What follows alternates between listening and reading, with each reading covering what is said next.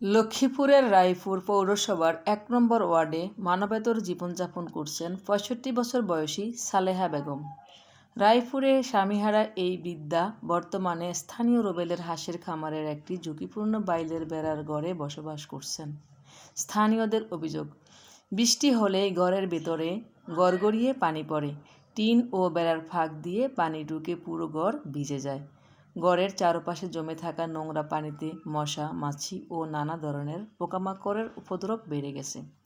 এতে করে অসুস্থ হয়ে পড়ছেন সালেহা বেগম। তিনি দীর্ঘদিন ধরে হাঁপানি সহ বিভিন্ন রোগে ভুগছেন। সঠিক চিকিৎসা ও পুষ্টিকর খাবারের অভাবে দিন দিন তার শারীরিক অবস্থা আরও অবনতি হচ্ছে। এলাকাবাসী জানান, স্বামী মারা যাওয়ার পর থেকে আত্মীয় স্বজন কেউ খোঁজখবর নেয় না।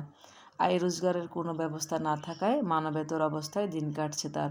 বৃষ্টি ও শীতের সময় দুর্ভোগ চরমে পৌঁছায়। এলাকাবাসী ও সচেতন মহল বলেন, দ্রুত প্রশাসন ও সমাজের বিত্তবানদের দৃষ্টি আকর্ষণ করে তার জন্য নিরাপদ বাসস্থান ও চিকিৎসা সহায়তার দাবি জানিয়েছেন তারা।